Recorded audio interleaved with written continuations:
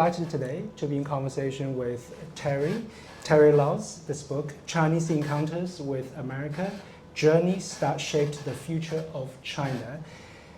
Congratulations, Terry, on this wonderful book. This is an edited work between Terry and Professor Deborah Davis of Yale University, another well-known, respected sinologist. It's a collection of 12 profiles of extraordinary Chinese individuals whose life journeys were interwoven into the history of US and China relations. But you know, since the Cold War, there have been millions, if not tens of millions, hundreds of millions of Chinese people traveled to the US. Their lives overlapped with this country. How did you settle on these 12 individuals? This book is not exactly a mirror image, but it's counterpart to an earlier book that I wrote called Americans in China. And similarly, these are profiles of individuals, in this case, Americans who had formative experiences in the PRC. And they represent all kinds of different professions and different approaches, and they reach different conclusions about China. And so this recent book is the counterpart, as I say. And Debbie Davis and I, it was her suggestion that we do this, although I had been thinking along these lines, because 3 of the people in the Americans in China book are Chinese Americans. So they were going back and forth. You know, so some of them were, 2 of them were born in China. So I'd been thinking about, okay, what happens when it's the other way around, when Chinese are going to, coming to the United States and going back to China. And so we organized it topically, you know, according to professions, and then chronologically from really 3 different periods, 3 different generations of Chinese. So this book began with the story of Ji Chaozhu, who was a really instrumental figure in building the linguistic bridge between the US and China. And he was an American boy, grew up in the US, right? I came as a 9-year-old. 9-year-old, but when he went back to China, he spoke very little Chinese. That's right. Right, he can be very easily mistaken as American ABC, American-born Chinese. Tell us about his story, because he later on rose to became the top translator for top Chinese leaders, from Mao, Zhou Enlai to Deng Xiaoping. Exactly. So Ji and his family were sent by Zhou Enlai to New York City to learn about the United States and to work kind of underground for the communist cause. And Ji went to the Horace Mann School in Manhattan, and then he matriculated to Harvard. But after his sophomore year at Harvard, the PRC, People's Republic, was established in October 1949. And Ji said, I have to go back. This is my destiny. I grew up in the United States. I have this great love for American culture, American movies and hamburgers and milkshakes. And I've been a student for a couple of years at Harvard. But after his sophomore year, he said, I'm going back. And I think it must have come as a shock to all of his friends at Harvard. So he goes back through Hong Kong and he crosses the border at Shenzhen. And as you say, he can't really read the signs in Chinese, much less speak much of the language. So he ends up initially as a note taker at doing transcripts at Panmunjom during Korean War in Korea.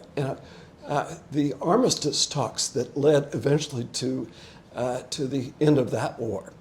And then he is in the foreign ministry. But because of his background, people in the foreign ministry are not sure about him. They suspect that he might be, and he is in many ways, more American than he is Chinese. So he has to prove himself, but he works so hard, he's so dedicated and so diligent that, as you say, he becomes translator eventually to Zhou Enlai and Mao, and then Deng Xiaoping. And you may remember when Deng did his barnstorming tour of the United States in January of 1979.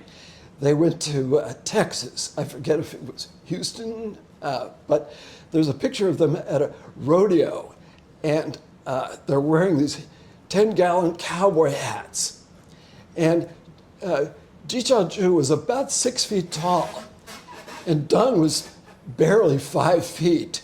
So Ji is towering over Deng, not for the first time. And Ji actually would complain about getting a backache from having to bend over to listen to what Deng was saying and translating for him. The other historic event he translated for was President Nixon's visit to China, right? Tell us about that. This really is the single most significant event, I think, in Ji's life, because it was with Chas Freeman, who was with the U.S. Embassy. He was a Foreign Service officer who accompanied Nixon. He had extremely good Chinese, but it was Ji Chaozhou and Freeman who worked out the details of the Shanghai communique in 1972 when Nixon visited. And so again, because Ji understood not just the language and the words, but he understood the thinking behind this, so they could resolve, translations of words like hegemony, and more importantly, they could come to a meeting of the minds, literally, on how to agree to disagree over the issue of Taiwan. And the famous word, acknowledge. Acknowledge. We acknowledge there's only one China. Right. Yeah. So Ji was instrumental in helping to establish that formula. Many of the people in the book are not household names, even in China. And that's one reason we wanted to write about these people. We wanted to write about people who were not the leaders, not the most obvious, and see what their stories told.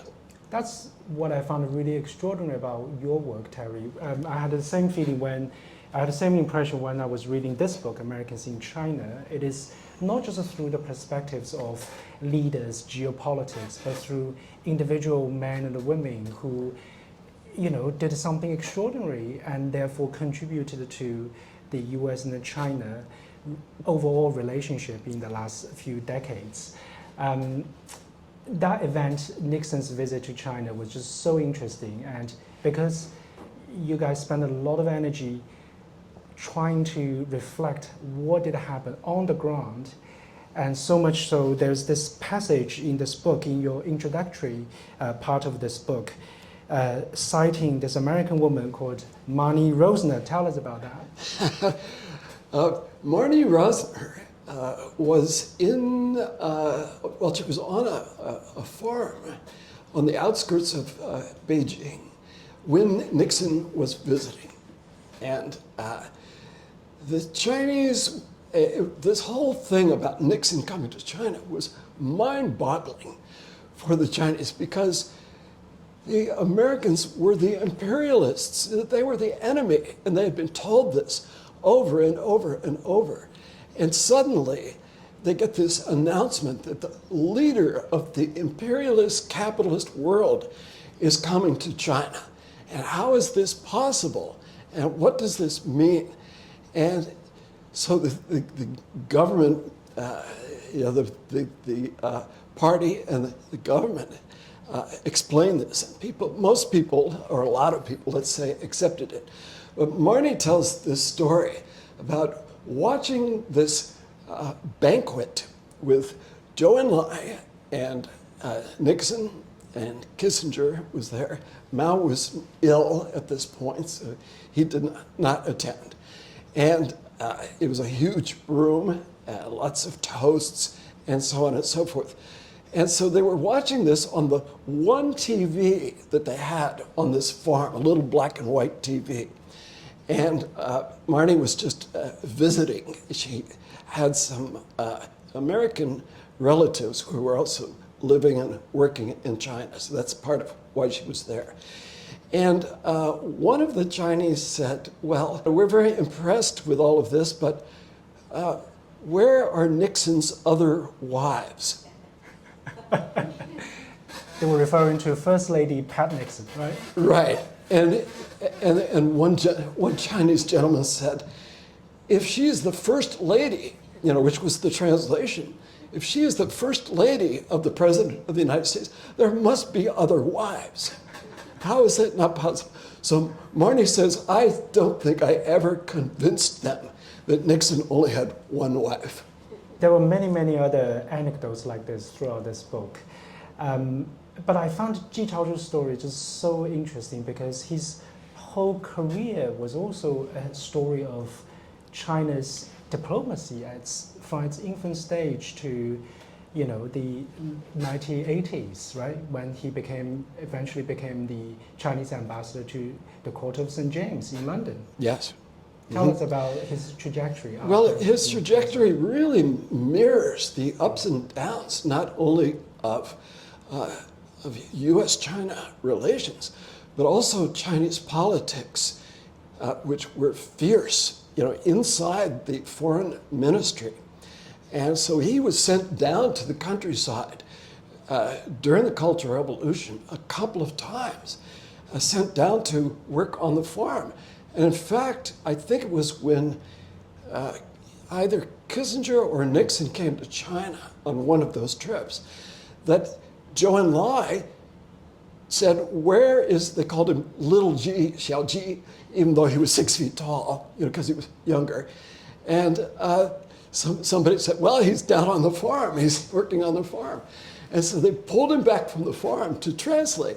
So that gives you a sense of how unpredictable politics were for him personally. He traveled with Zhou to a number of countries, starting with the Geneva Conference in 1954, which is quite remarkable. I think it's worth noting that there were many times, many opportunities for him and for others to have asked for asylum, to have sought, to have defected, but he never did that. Continued to work on behalf of China and behalf of the party. There's another anecdote in this book that describes how he recalled first time seeing the Statue of Liberty in New York Harbor. He called the Statue of Liberty as beautiful tall lady in green, holding aloft the torch of freedom. And he died some years ago, about a decade ago, right? And yes. That was when China was still a quite significant global power. Did your author ask him, looking back, what his reflection was? Because he was one of those straddlers between the US and China.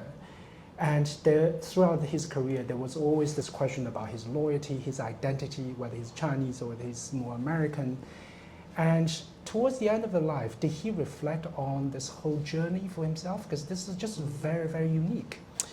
It certainly is, Vincent, and he did write his own autobiography. Right. Charles Hayford, who wrote this wonderful chapter, did not meet him personally. But it's called The Man on Mao's Right. The Man on Mao's Right, because he stood on Mao's right when he was interpreting on the Gate of Heavenly Peace, Tiananmen. His book called The Man on the Mao's Right that interprets the relations between what he called the kind of America he loved and the China he hoped for.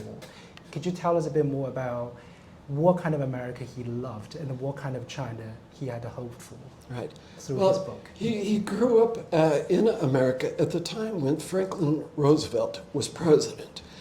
And the United States was recovering from the Great Depression and then went into the war.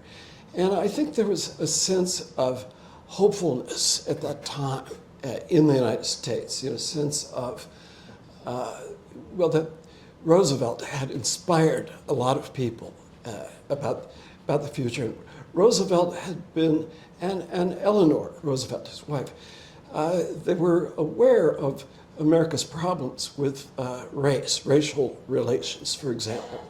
And so G, I think, really found Roosevelt's philosophy and Roosevelt's politics in particular very inspiring. Mm-hmm.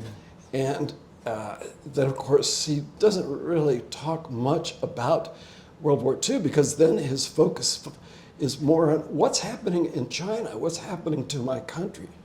And he does keep track of the Civil War when he's at Harvard with some other Chinese friends. So he's aware of what's going on. But his loyalty and his deep understanding of both cultures doesn't prevent him from ultimately saying, when everything is said and done, I am Chinese. That's where my heart lies. And you mentioned his seeing the Statue of Liberty. Right. He also, I think he was in London as ambassador during June 4th, 1989. And you remember that there was the Statue of Democracy that came out. There were some students from the Art Institute in Beijing who built this Statue of Democracy at Ziyushang. And I was actually in Beijing at that time. I'll never forget going to the square on June 2nd or 3rd, 1989, and talking with a Chinese man who said in Chinese, "You have your Statue of Liberty, now we have ours." Mm-hmm. So that was quite moving, but Ji Chaozhou, because of the position he was in, had to defend the crackdown on Tiananmen. Right. He didn't really have a choice. But I think he also believed that ultimately the students had gone too far, that ultimately the stability of China was the most important thing for the party to continue to maintain its control. It was also important for China's destiny. So he also later said, I said what I had to say. So you can sense there's some ambivalence there. Right. And that 1989 event happened almost 50 years, half a century after he first saw the Statue of Liberty in New York Harbor, right? He's a deep patriot, China's diplomat, what at the time people call it New China, the People's Republic of China. There's another figure in your book which left a lasting impression on me, not because I'm also from Shanghai originally. That's Professor Xie Xide. She's a famous, well-respected scientist, and her life also was very much intertwined with the United States from a very, very young age, right? Yeah, she went to Christian missionary schools in China. And these were small schools, secondary and college level.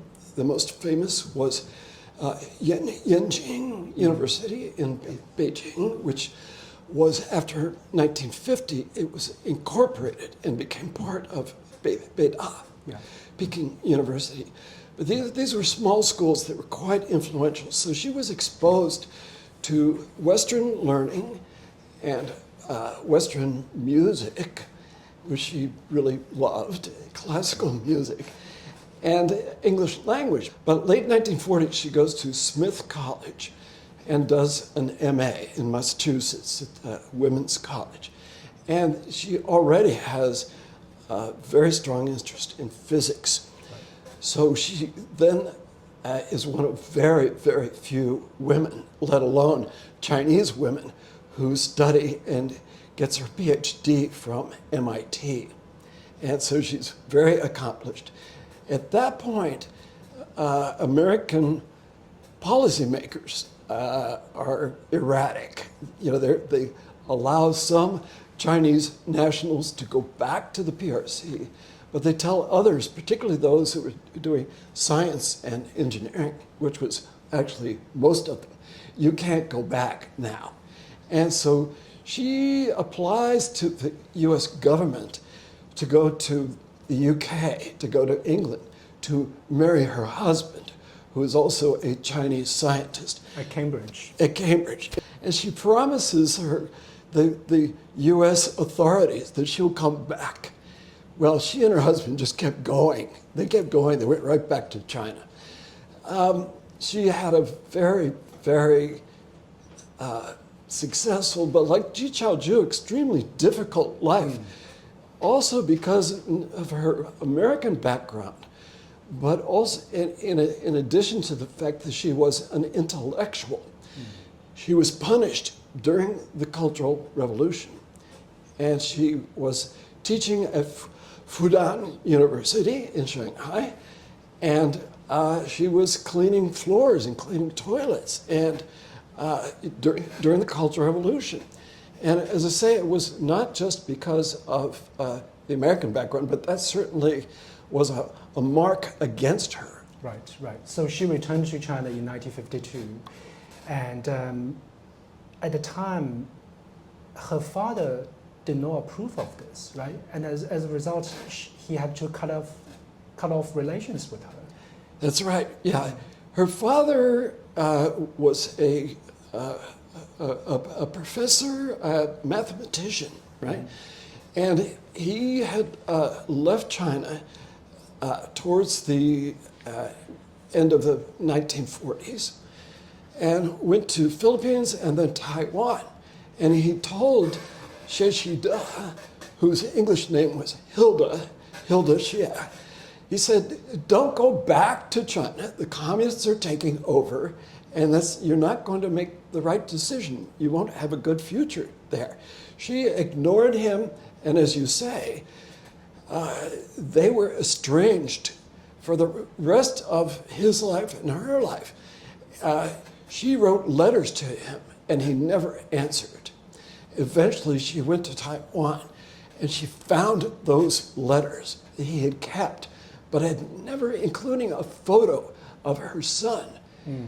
But he had never replied, so that must have been extremely painful. Right, right. And she sacrificed the family for the country. Exactly. That's a very sort of, traditional Chinese, 忠孝不能两全, filial piety and your loyalty to your country can never reconcile with each other, right? Yeah. Then she became a well-known professor in Shanghai, and she then, after China began to open up, she came to the US again to lobby, to ask for money, to set up laboratories in China. I mean, these are not the kind of actions will be very much welcome in this town in the US these days. And how did she do it at the time? Because China at the time was still regarded as a red China, communist China, right? Yeah, yeah. Well, it was changing. Yeah. After diplomatic relations were established in 1979, things became much more open. There was much more exchange. And Xie, in the early 80s, was elevated. She became the president of Fudan University. And she was the first Chinese woman to lead a major research university in China. But then, because of this American connection, this background, in 1985, President Ronald Reagan, who had actually been very critical of the PRC and very supportive of Taiwan, he made a trip to China and spoke at Fudan University. And so it was none other than Xie Xida who hosts him at Fudan, where he gives a speech about American values and meets with students at Fudan.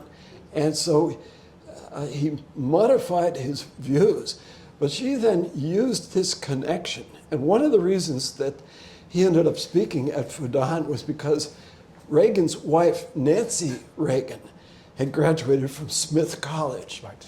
So there was a connection there. You know, Guanxi is always so important. Yeah, yeah. And then she was so well regarded to the extent that in 2000, in May 2000, when she passed away, the US Congress sent a letter of condolences And a also flag. an American flag who had flown on the Capitol to Fudan as a, paying their respects, paying on behalf of the American people, paying respects to this Chinese scientist. Yeah. I mean, this is not something that we can even imagine wildly these days as the US-China relations become so controversial. It's hard to imagine, but important to remember that this did happen. It happened once, and it could happen again.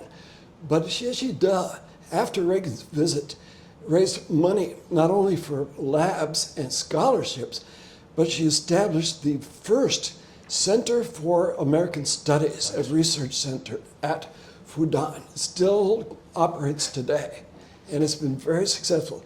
She herself was the first director of this center. That's right, yeah. So she's one of these people who straddled both countries. There's another figure in this book, which is also a household name in China, certainly for those who were born in the 80s, 90s, 70s, watching television, Chinese volleyball, Hammer Langping, right? So tell us her story. She eventually settled in the US? She's back in China. She's back in China as now. far as I know. Right. But yeah, this is a chapter by Susan Brownell, That's who right. is in Michigan. St. Louis, Missouri. Okay. But Susan has written widely on sports in China, and she's been a commentator for the Olympics that were in China in 2008. So Langping came from a modest family background in Dongbei, northeast. But because she was very tall, much taller than any of her classmates, as a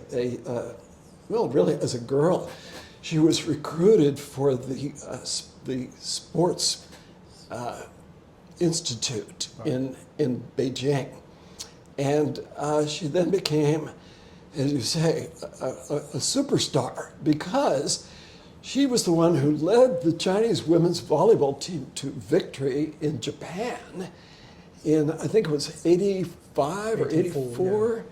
And this was broadcast on Chinese televisions. And it was really one of the first times that Chinese sports excelled. And the whole Chinese nation was so proud of her. And she became a huge celebrity. And she continued to excel in that, then became a coach.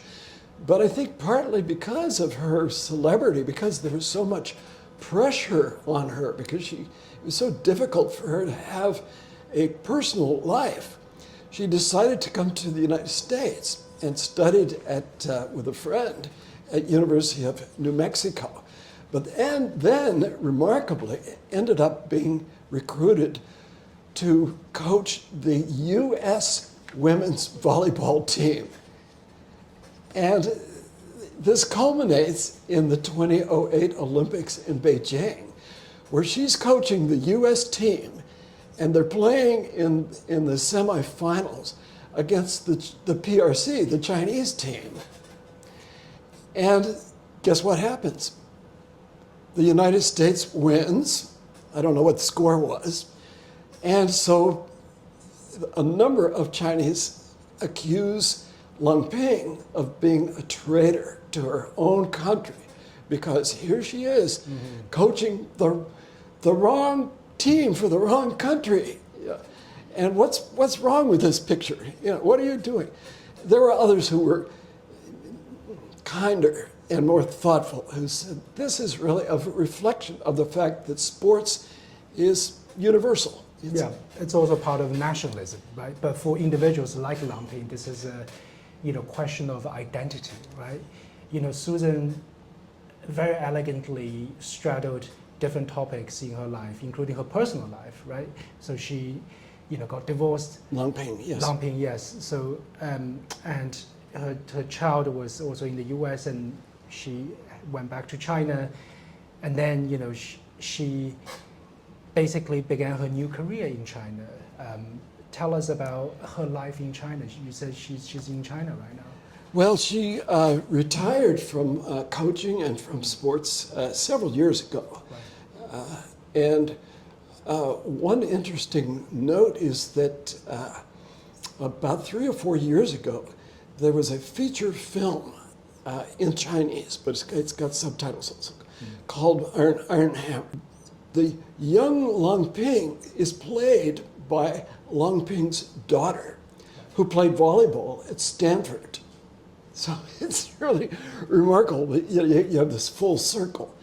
But Lang Ping, she actually divorced her first husband, which was still somewhat unusual at that time in China.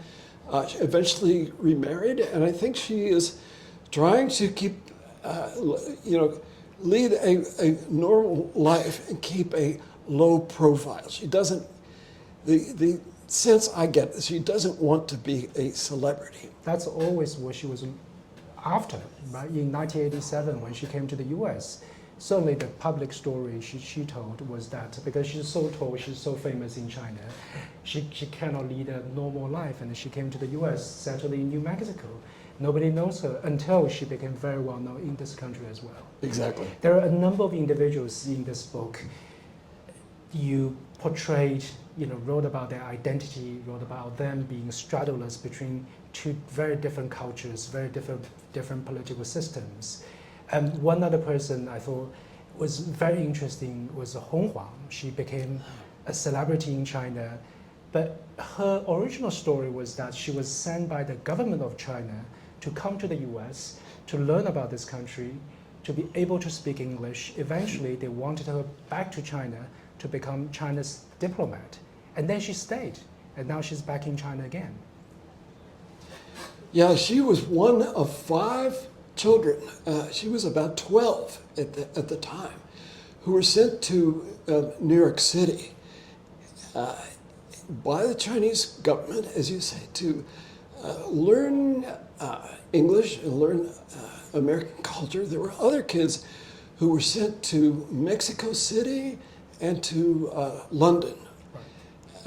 And some of them did actually end up becoming interpreters and diplomats. But Hong Huang, who was very independent-minded, went her own way, and she's been described as the Oprah of China. Oprah Winfrey. Oprah Winfrey, because she became a social influencer. She went back, became an entrepreneur, magazine publisher, and then as the internet was coming along in the early 2000s, she became this social influencer. So publicly intellectual, right? Public intellectual. I think she doesn't write in an academic way, but certainly she speaks, publicly, and she's very, very smart, very able. She had an unconventional background to start with, because her mother, Zheng Hangzhi, was one of Mao's interpreters, right? And her stepfather was Jiao Guanghua, the foreign minister. So she did not have much of a family life growing up. She was one of these, red princesses, right, I guess you'd call them. And so when she got to New York, these 5 kids initially were living and eating at the UN mission, the Chinese mission to the UN.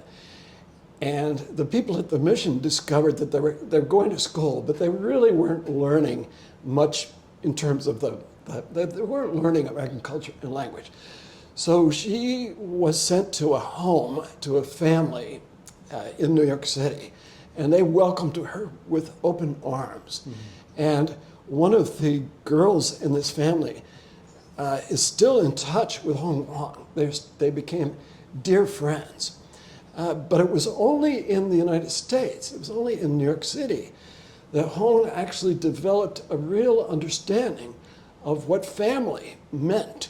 She never got that from her Chinese parents. Right. So you have an irony, a real contrast there. Right, right. And then she went on to have this very unusual career in China. And she also became the sort of cultural interpreter between the US and China, right?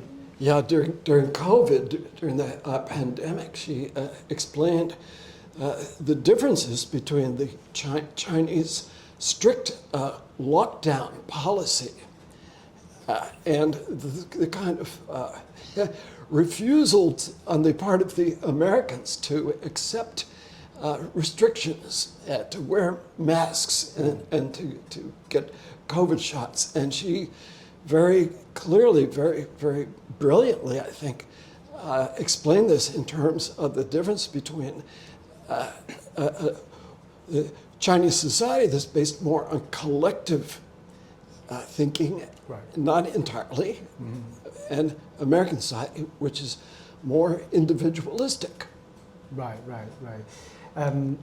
You also included, for example, environmental activists, musicians, Peng Gong, and also scientist Deng Xinwang. I found his story is also quite interesting because unlike Xie Xide, whose motivation was, she was driven by her patriotism, deep sense of patriotism, and also the public service to the nation.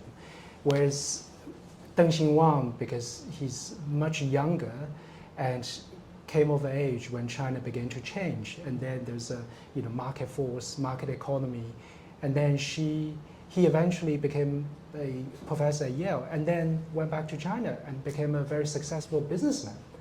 Yes, yes, and Deng is remarkable also because he is the only one of these 12 figures, 7 of whom are women. Deng is a man. But Deng is the only one who grew up in the countryside, grew up in this impoverished village in Hunan province. And so when he was a boy, the Cultural Revolution was not a problem for him. He was already in the countryside, and it was actually some of the sent down youth who were his teachers in his local school. But then he goes into, he succeeds with the Gaokao in 78, and he is applied to study physics. And one of the villagers comes up and says, Xinwang, you've got a letter. They opened his mail. They said, you've got a letter from Peking University. You're going to Peking University, to Beida, and you're going to study biology. And Xinwang says he doesn't know what biology is at that point, but he's brilliant. And so after Beida, he goes to University of California, Berkeley, and that's at Berkeley he begins to see the connections between research scientists and business, right? And then as China opens up more, and there are more possibilities back in China, he's at Yale as a professor. He organizes summer programs with Yale students and Chinese students from mostly Beida, I guess. And so you have this phenomenon, it's not brain drain, it's not Chinese coming here and staying, but it's brain circulation. It's this constant back and forth, which enriches both societies.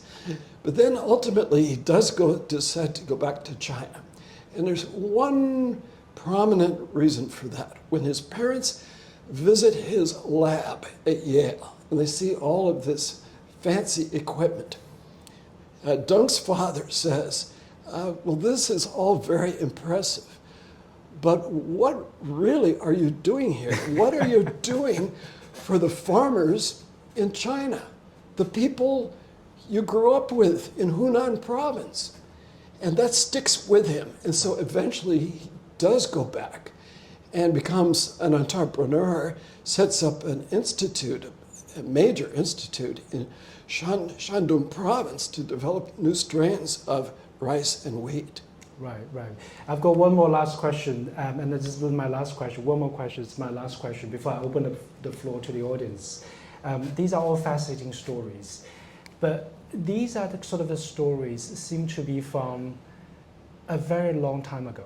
We're in a very, very different phase in the US PRC diplomatic relations. As a result, a lot of these straddlers are now feeling very uncomfortable with the situation. Your book stopped right before the relationship deteriorated, even though this book, your penultimate book, talked at length about trying to interpret what is really happening in the world next. If you were to continue documenting lives of these Chinese individuals for your, hopefully, the third book, perhaps again with Professor Deborah Davis, what are kind of people you want to profile, and what do you think these 12 individuals, if you give them a chance to look back at US-China relations before it went really bad, what do you think they will say? Well, as for a sequel to this book, I hope that you or some others might tackle that, because I know you could do it really well. This book is to, I hope, will serve as a reminder to say so much has been accomplished at a time now when the idea of engagement with China is under suspicion. Even the word engagement is, from the US side, for US politicians, it's kind of a dirty word. Right? And there's this idea that engagement failed because China did not go the direction that we thought it would. China became a threat. Well, we're hoping that this book, and the argument really is that engagement was a huge success. If you look at these stories and you look at what these people were able to accomplish when they went back to China, and it wasn't a simple matter of cut and paste. It was a process, complicated process of compromise and adaptation. And I'm hopeful that that process will continue. When you look at what, how much China has changed through this interaction with other countries as well, it's astounding. And the fact that you're here and so many others are here, is a tribute to that engagement, to that interchange. And so I'm optimistic that even though there is less room for debate on sensitive issues in China, even though civil society has, the space for civil society has narrowed. Media has more restrictions in China. Journalists, even foreign journalists have less access. But I'm still optimistic that the seeds have been planted and that China has changed in fundamental ways, and that those seeds, when they have a chance, they'll reemerge. As for the future topics or individuals, this book is unusual in that it's not about immigrants or refugees. It's about Chinese who came to the United States, and then they decided, mainly because of their loyalty to the country, they decided to go back to China. And the question is, what difference did that make? And the conclusion that we come to is it made a huge difference. And we need to remember that. We need to celebrate that. On that note, we should open the floor to the audience. I'm sure you've got questions. First, methodology-wise, so how much time did you spend for interview with these figures or source material from other documentary and what their family and friends or descendants the view about you writing of their story? Each one of I wrote the introduction and conclusion to the book, but each chapter is written by a specialist, people here in the U.S., and they know the subject. They, in many cases, they know the people that they were writing about, not all of them. Two of the people are no longer not alive. But they were able to do interviews. Abby Copland interviewed Deng-Xing Huang because she had met him and knew him at Yale. And her own field is science and biotechnology and plant biology. So we went to people who really know the subject. So we left it to them to do the hard work of actually doing the research and the interviews. But we also asked them to make these chapters relatively short. They're not heavily footnoted, but they are well sourced. And they were very creative in this. At the same time, to answer the second part of your question, they were very sensitive to the people that they were writing about. They did not share these chapters with the Chinese who were being profiled. We didn't want, that would be very, very awkward, very difficult. But by the same token, even though these authors don't shy away from important issues that might be considered sensitive in China, we wanted to be respectful of their histories. In some cases, they really didn't want to share a lot of information and didn't want the authors to write about their personal stories, about their families and so forth. What we've heard from some of them is that they're very grateful and they welcome these stories. And Wang Jise, who is one of the leading Americanists in the PRC, does American studies. He told a group of visiting American scholars just recently how much he appreciated the chapter that Mike Lampton had written about him. And when Mike met with him this summer, he said, "You, Mike, you know me better than I know myself." So we're happy to see that. By the same token, we wanted these authors to be objective, and they're not writing hagiographies. And so we were careful, in the editing process to try to ensure that objectivity. Mm-hmm. You said that these people made a big difference in China's future. I was wondering if you had any thoughts on how they shaped America, or how they've just changed the communities that they were interacting with here.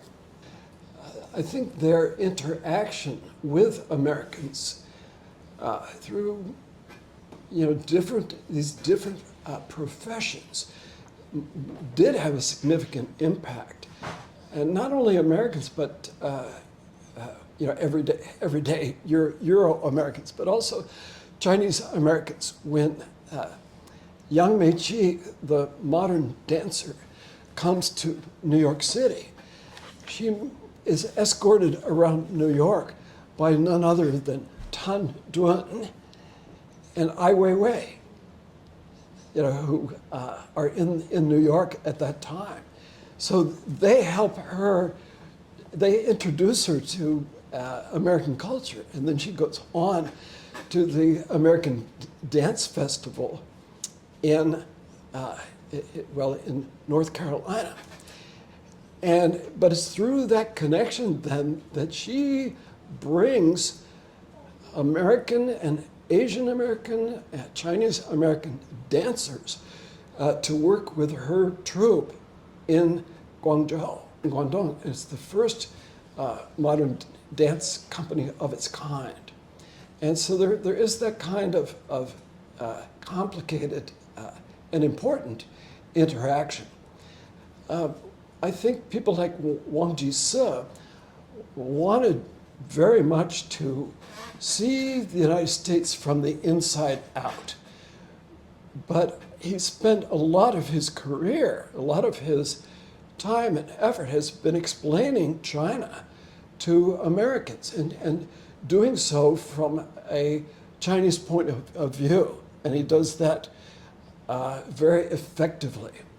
And so he has also had a big impact on American perceptions, American understanding of the PRC. And he continues to be very active. He's made over 100 trips to the US. In fact, he was in New York last week. And so he continues to believe that helping both sides to communicate and to interpret, that even, especially now, that continues to be extremely important. And so people like him certainly do have an impact, and others, some of those who went back to China, including Xie Xida, they had children who came to the United States and decided to stay. And so you see another impact there, the next generation. Right. I mean, talking about local communities, I remember reading the chapter about Lang Ping. Lang Ping first came to the US, and then because she's so well known, all Chinese immigrants welcomed her, embraced her, and invited her to all these family dinners, banquets. And she told herself, Lang Ping told herself, had I been only interacting with my fellow Chinese people, I'll be even more comfortable, without having to learn English, learn about America. And she had to force herself to leap out of her comfort zone and then step into the wider world to learn English almost from scratch, right? And became very successful and became the coach for American team. Yeah, and I think all of these people are very courageous. They were ambitious but determined, and they took this big leap. In some cases, they had no choice because they were children, right? They just went where they were told. But others came to the U.S., like the biologist Deng Wang, with virtually no English. And they succeeded very well. And that takes a real courage, I think. I'm curious, how do you think this book is going to be received in this country, the United States, in this very difficult, fluid geopolitical moment? Well, we hope that it will be a counter-narrative to what's going on right now. It's been very warmly received by people who continue to believe in the importance of exchange, educational exchange, and engagement with China. I'm sure there are others who will not be convinced. They see China as a threat, just as some people in China see the United States as a threat. But again, these stories suggest the room that there is for common ground. And in culture, in terms of culture and science and the arts, there aren't, and sports as well. It all started with ping pong diplomacy, right, back in the 70s. That's this photo, right? Tell us about this story. These are the Chinese arriving, the Chinese ping pong players arriving at Detroit Airport in April of 1972.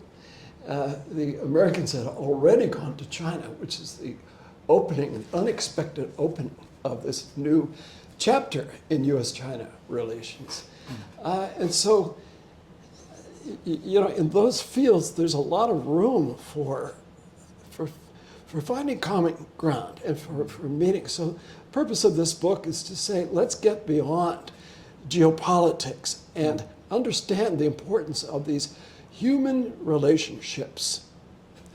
And let's try to see these stories from a Chinese perspective as well as an American perspective. And then thirdly, let's broaden this definition of what we mean by engagement. If American politicians ever truly believed that China was going to become a democracy, a full-fledged democracy, then they just weren't paying attention, right? It was totally naive. But to think that that would have happened and to think that the policy of working with China was misguided for that reason. So again, we hope this book will be a pushback against that narrative. Right. In a way, this moment is not so unique, right? I mean, think about your penultimate book, the cover photo of this. I think it was in 1957 by a French photographer. It was also a group of American students visiting China.